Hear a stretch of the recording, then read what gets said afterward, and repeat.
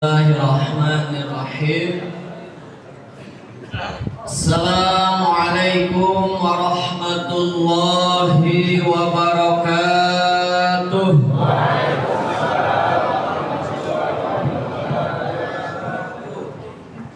Lahadatul Nabi Mustafa Muhammad Rasulullah wa ala alihi wa sahbihi wa azwajihi wa dhurriyyatihi wa ahli baitil kiram. Ila hadratil anbiya'i wal mursalin wal malaikatil muqarrabin wa sadatil khulafa'ur rasyidin wal muhaddisin wal mufassirin wal qura'i wal fuqaha'i khususan dalam alif hadal kitab al-imam at-taqiyyu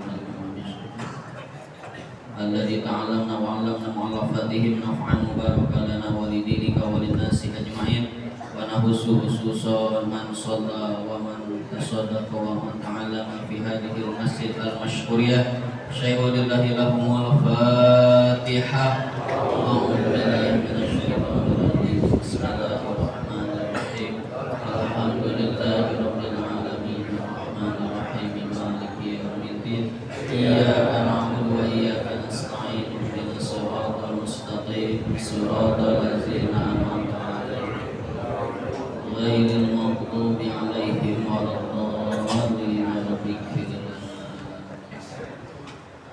Alhamdulillah, assalatu wassalamu ala rasulillah Sayyidina Muhammad ibn Abdillah wa ala alihi wa sahbihi wa mawalah. Amin. Hadratil mukarramin yang mulia, para ulama, guru-guru kita bersama, yang mohon maaf Al-Fakir tidak sebut nama. Mudah-mudahan senantiasa bisa kita pandangi bersama diiringi doa. Guru-guru kita semua senantiasa Allah berikan kesehatan dan keafiatan. Begitupun yang sama-sama kita hormati jajaran pembina, Bapak Haji Muallim, Bapak Haji Ali Usman beserta jajaran. Begitupun pengurus kuliah suku kebagusan Bapak Ustadz Haji Abdul Munir beserta jajaran. Teristimewa Sahibul Hajjah Al-Mukarram Al-Ustadz Haji Rojali BA beserta jajaran, dan juga segenap pengurus DKM Masjid dan musola sekelurahan Kebagusan, yang mudah-mudahan senantiasa Allah berikan keberkahan. Para bapak semua, orang tua saya, abang-abang saya, dan juga kawan-kawan, para pemuda, para remaja yang alhamdulillah bisa kumpul bersama dalam rangka melaksanakan kewajiban kita menuntut ilmu agama, yang mudah-mudahan dulunya kita semua dicatat sebagai pahala yang berlipat ganda, menjadi wasilah diampuninya segala dosa. Allah permudah segala urusan kita, Allah kabul segala hajat kita, dipermudah jalan kita ke surga. Baik para bapak semua, udah nyusu semua? Kopi. Pada kesempatan pagi hari yang berbahagia ini, Al-Fakir mohon izin untuk kembali membahas tentang udhiyah. Kemarin sudah disinggung berkenaan tentang pelajaran kurban dari keluarga Nabi Ibrahim alaihis. Nah, kemarin Ustaz Ali, Ustaz Sahab sudah menyampaikan tafsirnya. Nah, sekarang kita sama-sama mengkaji fikihnya. Bismillahirrahmanirrahim. Faslun, adapun ini pasal al-udhiyatu sunnatun. Adapun udhiyah atau penyembelihan hewan kurban, hukumnya menurut Al-Imam Abi Suja dalam hal ini madhab Syafi'i adalah sunnah atau dianjurkan. Adapun penjelasannya dalam kitab Kifayatul Ahya, Al-Imam Taqiyuddin memaparkan al-udhiyatu bi tasydidil ya'i huwa ma yudbihu minan ni'ami taqarruban ila Allah yaumal 'idi wa ayyamit tasyriqi. Udhiyah dengan ditasdidkan ya-nya memiliki arti adalah hewan yang disembelih ya, minan ni'ami dari hewan ternak ya. Taqarruban dengan tujuan untuk mendekatkan diri kita ilallahi kepada Allah Subhanahu wa ta'ala yaumal 'idi pada hari raya Idul Adha wa ayyamit tasyriqi, begitupun pada hari tasyrik yang 3. Tanggal berapa tuh Pak? 13. Iya, Idul Adha tanggal 10. Tambah 11, 12, 13 hari tasyrik. Nah sekarang kita udah masuk tanggal berapa nih? 28 Zul. Oh udah, berarti tinggal ya, antara sehari atau 2 hari lagi kita akan berjumpa dengan Zulhijjah yang nanti tanggal 10, 11, 12, 13-nya disyariatkan untuk menyembelih hewan kurban. Tadi tujuan utamanya adalah taqarruban ilallah, mendekatkan diri kita kepada Allah. Ditambahi oleh Syekh Nawawi mengakrabkan diri kita dengan sesama manusia. Wa yuqalu laha, dan diceritakan atas kurban, wa aslu biha, dan adapun asal atau dasar daripada kurban ini, dalil daripada kurban ini qoblal ijma'i ya, sebelum kesepakatan para sahabat dan ulama. Qauluhu ta'ala, Allah Subhanahu wa ta'ala berfirman pertama dalam Quran surah Al-Hajj ayat 36, A'udzu billahi minasyaitonir rajim wa laqadna ja'alnaha lakum min sya'airillah ya. Dan kami jadikan unta ya, kebaikan bagi kalian untuk mensyiarkan agama Allah. Ini maksudnya unta di sini hewan ternak. Ya, dijadikan oleh Allah, diciptakan oleh Allah selain untuk dimakan juga untuk mensyiarkan agama Allah. Makanya tujuan kurban yang kedua apa? Mensyiarkan agama Allah, sehingga kurban itu kan dianjurkan untuk dipublikasikan, dianjurkan untuk disaksikan. Baik. Wa qauluhu subhanahu, dan firman Allah yang lainnya, fasholli li rabbika wanhar ya, maka sholatlah, maka sembahyanglah untuk Tuhanmu, wanhar, dan sembelihlah hewan kurban. Namun sebelum ke ayat yang kedua, kita pahami ayat yang pertama. Kenapa kurban ini sangat dianjurkan? Karena Allah bilang di ayat pertama, inna a'toina kal kausar, sesungguhnya kami, kata Allah, sudah memberikan nikmat. Ini khusus kepada baginda Nabi, umumnya bagi kita semua. Kal kausar, nikmat yang sangat banyak. Banyak bahasa Arabnya apa Pak? Kasir ya. Apalagi ya, makin banyak lagi aksar ya, banyak pingit, disebut dengan kausar. Jadi begitu banyak nikmat yang kita dapatkan, maka fasholli li rabbika, jangan lupa sisihin untuk ya kepentingan ibadah, wanhar, dan menyembelih hewan kurban ya. Makanya kita kan ketika menyembelih hewan kurban, salah satu doa yang diutamakan setelah baca bismillah, takbir, dan sholawat, Allahumma hadza minka wa ilaika fataqabbal minni. Allahumma ya Allah hada minka, sejatinya ini hewan, ini kambing, ini sapi, ini kebo, minka, darimu, pemberianmu, wa ilaika, dan aku persembahkan kepadamu, fataqabbal minni, maka terimalah persembahanku ini. Nah, jadi ya, begitu banyak nikmat yang sudah Allah berikan kepada kita, jangan lupa untuk menyisihkan untuk berkurban. Dari dalil Quran yang tadi, ya, alal masyhuri, ya, menurut pendapat yang masyhur, hukum dari kurban itu wahia sunnatun muakkadatun. Hukumnya adalah sunnah, tapi sunnahnya sunnah muakkad. Ya, kalau bahasa guru kita, dari sunnahnya sudah jalan ke wajib belum sam.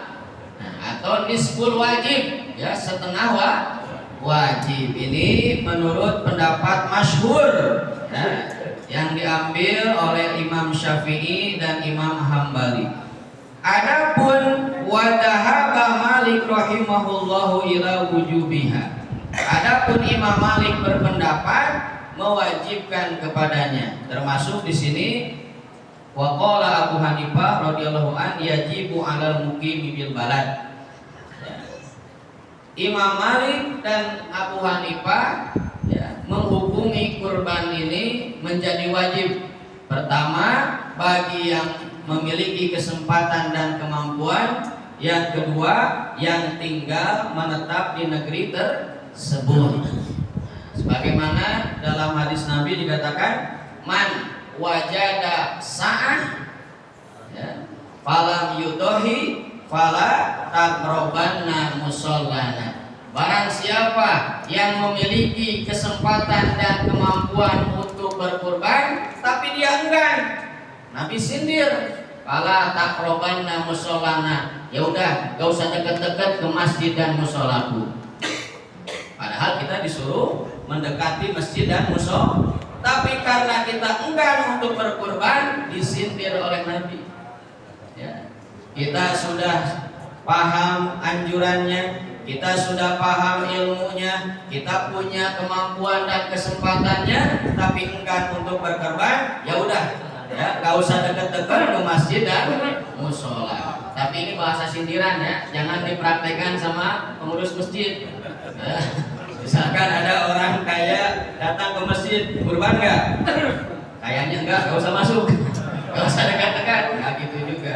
Ini bahasa sindiran. Ya. Baik.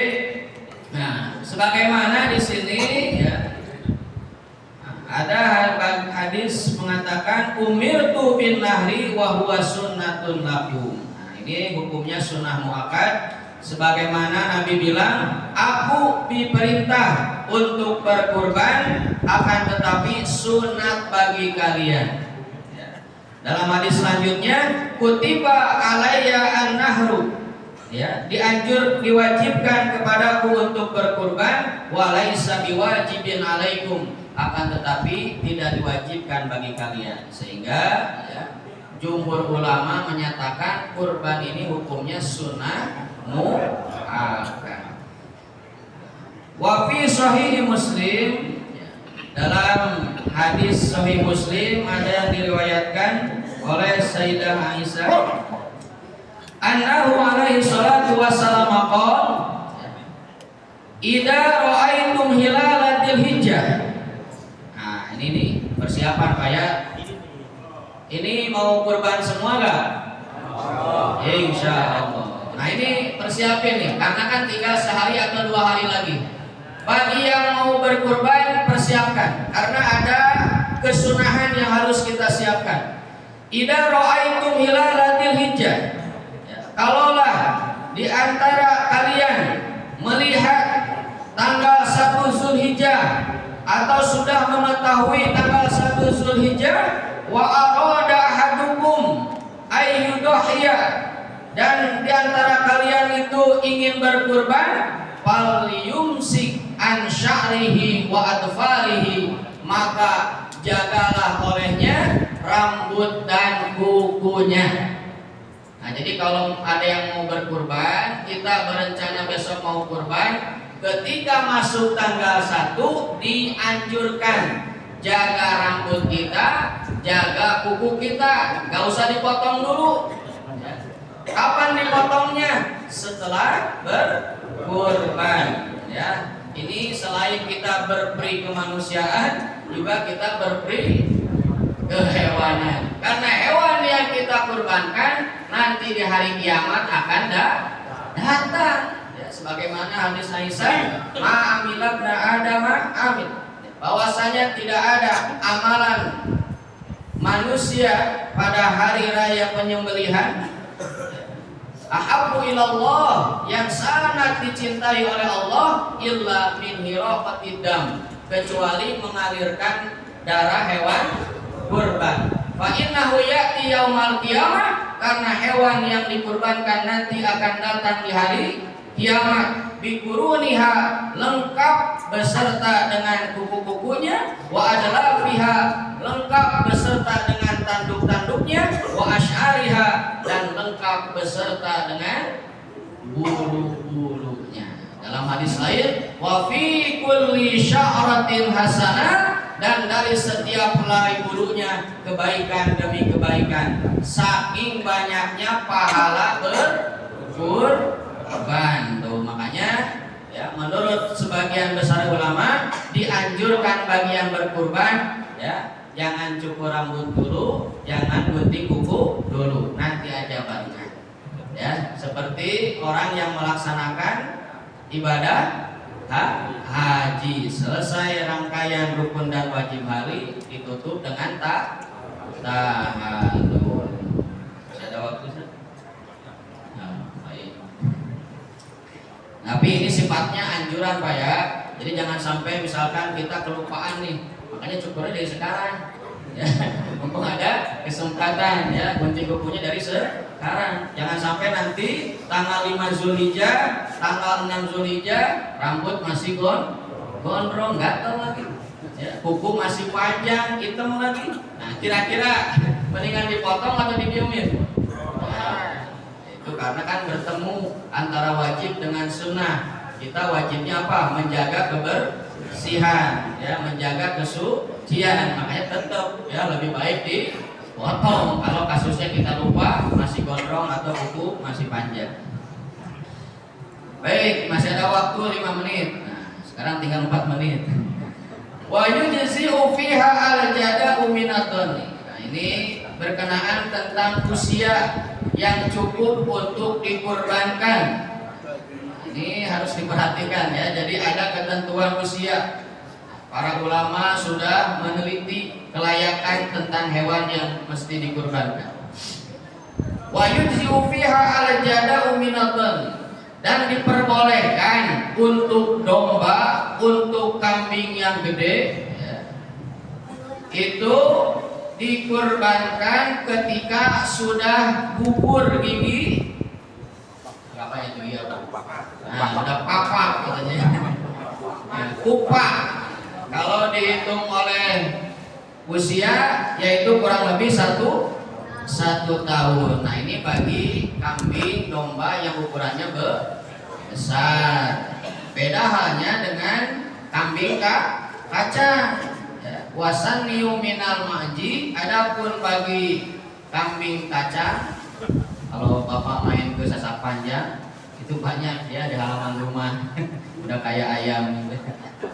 Nah, itu kan pertumbuhannya agak lambat ya, sehingga dia boleh dikurbankan, cukup usianya untuk dikurbankan ketika sudah 2 tahun lebih, karena pertumbuhannya yang kurang. Beda halnya dengan kambing, dengan domba, badut, apalagi ya bandot ya. Nah, itu kan pertumbuhannya cepat. Kemudian wal ibil wal bakor, dan juga untuk unta dan sapi. Ini ada ketentuannya ya. Kalau unta 5 tahun ya, kalau sapi 2 sampai 3 tahun. Wa tujzi'u al-badanah an sab'atin, dan diperbolehkan ya untuk unta, 1 ekor unta untuk 7 orang. Wal baqaratu an sab'atin, dan bagi sapi untuk 7 orang. Wasyatu an wahidin, dan 1 ekor kambing hanya untuk 1 orang. Nah ini ya ada farun, ya ada permasalahan yang mesti disampaikan. Ada yang bilang ya, 1 kambing cukup buat 1 keluar. Benar atau tidak? Karena ada hadis Nabi ketika Nabi memotong, Allahumma hada min Muhammadin wa ali Muhammadin. Ya Allah, ini aku memotong seekor kambing buatku dan juga buat keluar. Nah ini yang harus kita perhatikan. Bedakan antara hukum dengan hikmah. Bedakan antara syariat dengan fadilah. Kalau hukumnya walikulli syatin an-wahidin, 1 kambing buat 1 orang. Tapi kalau fadilahnya, keutamaannya, pahalanya 1 keluarga motong, 1 orang motong, 1 keluarga kebagi. Kebagian apa? Ya dagingnya juga. Nah, jadi bedakan ya. Hadis ini berbicara tentang keutamaan. Jadi misalkan di situ bapaknya yang motong, 1 keluarga, ya istri dan anaknya kebagian pahala. Jadi yang udah biasa motong 2, 3 jangan dikurangin. Ya syukur-syukur bisa ditambahin ya. Cukup, alhamdulillah. Mudah-mudahan ya yang sudah berencana apalagi sudah bayar untuk kurban, Allah berikan pengkabulan, Allah terima amal ibadahnya. Begitupun bagi yang masih rencana dan usaha, mudah-mudahan diberikan kemudahan sehingga tahun ini kita semua bisa berkurban. Wallahu a'lam bissawab. Wassalamualaikum warahmatullahi wabarakatuh. Terima kasih kami ucapkan kepada guru kita Muhammad Ustaz Mitra Zainuddin yang telah membacakan kitabnya terkait mengenai kurban. Semoga kita senantiasa diberikan rezeki yang berlimpah dan kita dapat berkurban, terutama di tahun ini. Amin ya rabbal alamin. Baik hadirin jamaah kuliah subuh rahimakumullah, untuk selanjutnya mari kita sisihkan sebagian rezeki kita infakkan demi syiarnya majelis khalik kuliah subuh keluarga kebagusan. Dan kepada petugas tabungan amal kami persilakan kita dengan pembacaan sholawat. Allahumma salli wa sallim wa barik alaihi. Salatullah salamullah